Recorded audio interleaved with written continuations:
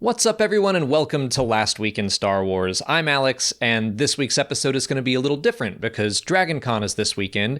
It starts on Thursday, which means I have to shoot it on Wednesday. It's just me this week because Molly is still getting ready and packing. We're in full con crunch mode. Fortunately, there isn't a whole lot to talk about this week. No real news to speak of, which, since we're going to DragonCon, that probably means that something major is going to drop. I know one year they put out a Star Wars Rebels trailer while we were out there. So yeah, maybe Maul Shadow Lord is getting a trailer while we're gone. Maybe The Mandalorian and Grogu will get a surprise trailer. There'll be a crazy announcement that happens that we won't be able to cover until we're home after Labor Day. But yeah, we're going to be gone at DragonCon this weekend, which is my favorite time of the year. I love going to that con. So I'm just going to skip straight into last week in canon. There wasn't any news that came out this past week, but there were two comic issues. So we got Codebreaker issue 3 and Dr. Aphra Chaos Agent issue 3 as well.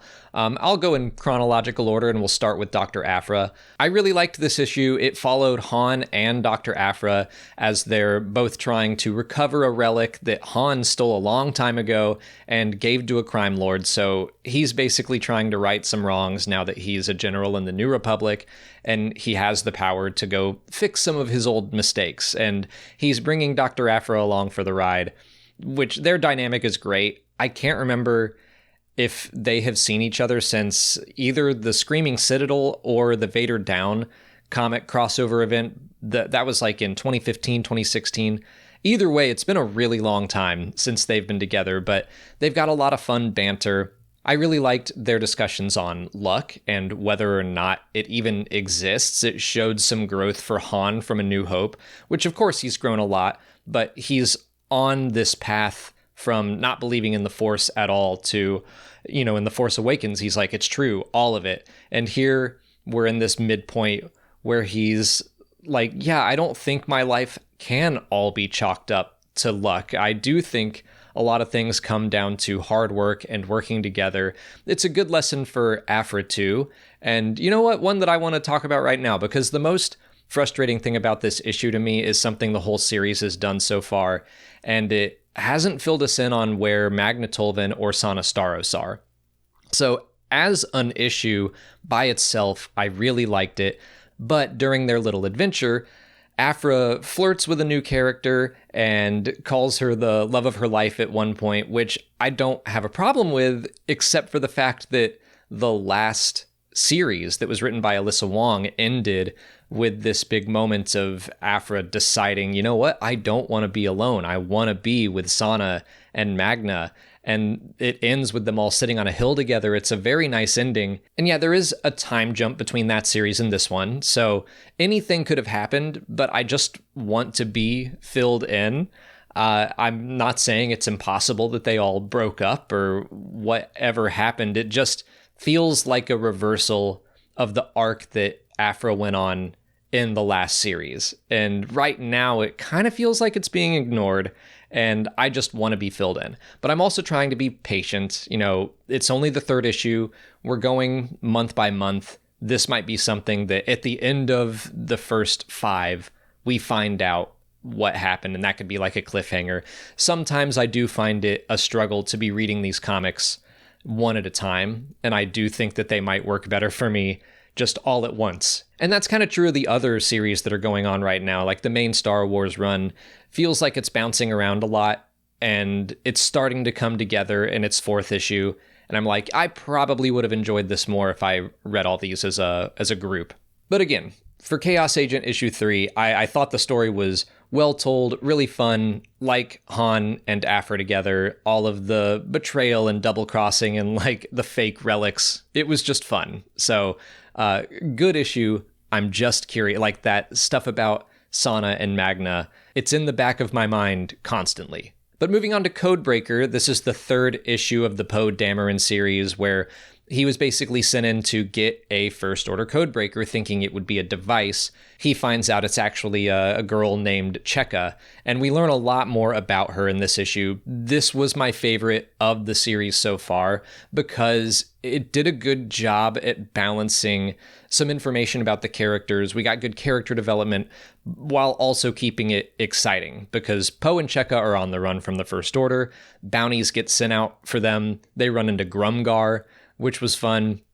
But the whole time they're on the run, Cheka is also talking about her lack of a childhood and how her gifts of being so good at analyzing data meant that even her father saw her as an asset and sent her off to work at the Intergalactic Banking Clan, and then the First Order took her, and she's never been allowed to use her gifts the way that she wants to. She's never had that agency.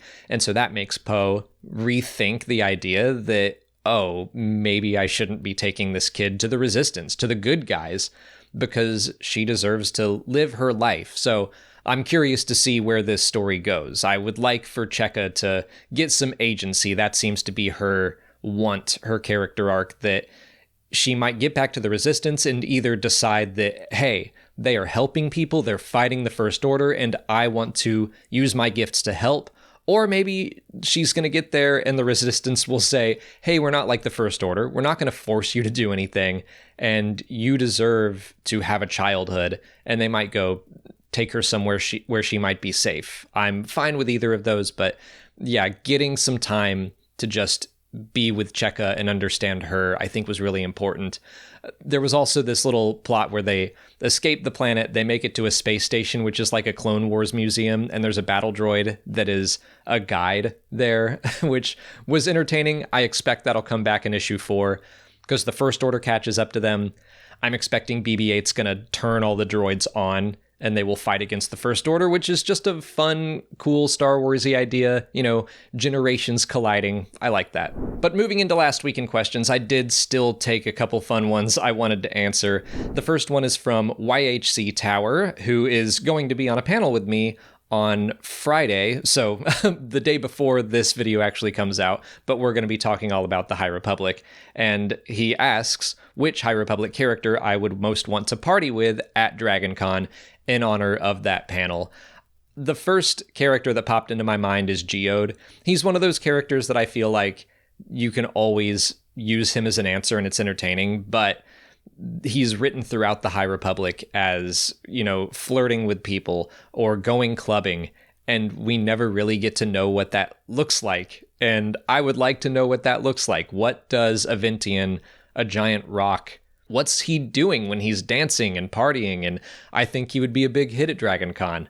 I also thought about Reath Silas and Ram Jomaram, specifically in Midnight Horizon. They go to a party and they're in disguise as like this old death cult, and I'm like, that's very DragonCon to pick a very niche thing at DragonCon. It's fandom, but here it's in Star Wars history, and they show up in costume, and I think that Reath, especially at that point, needs to come out of his shell a little bit more. I think he would enjoy a good party.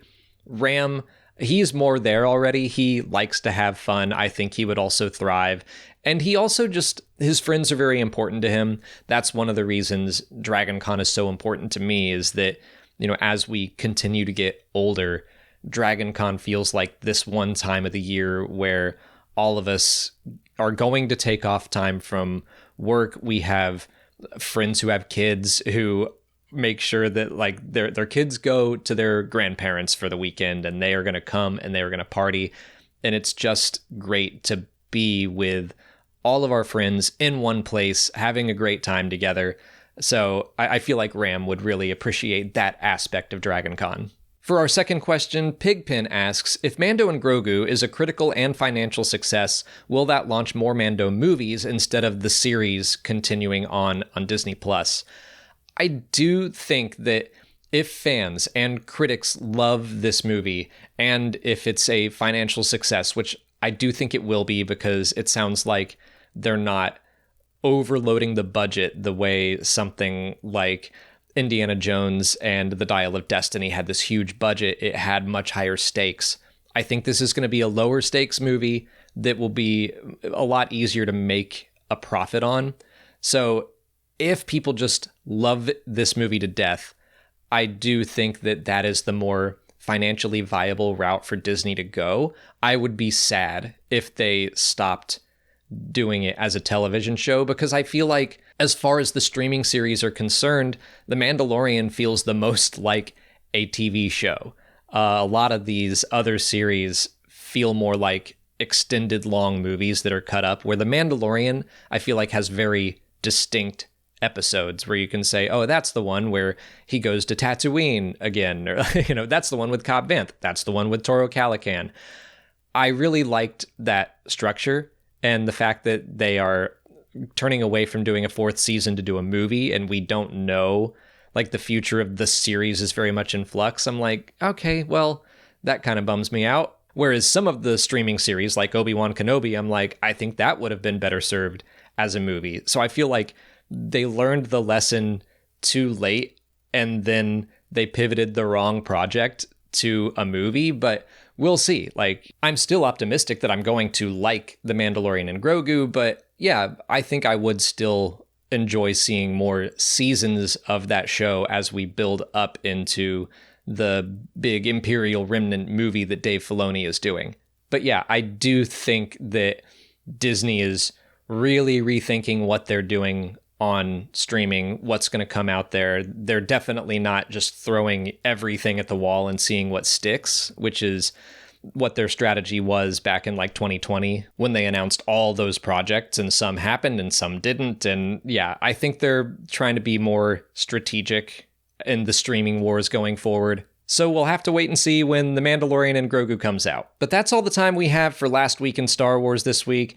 Again, like I said, shorter episode. Sorry about that, but we are in full-on con crunch mode. If you're going to Dragon Con, I know we're like halfway through it by the time this video comes out, but I should be on the trivia panels on Sunday, fingers crossed. And we've got a panel on Monday celebrating the 10th year anniversary of The Force Awakens. I hope to see you there, but for now, please like this video, subscribe to the channel, follow us on our socials, and consider checking out our Patreon page. As always, thanks for watching, and may the Force be with you.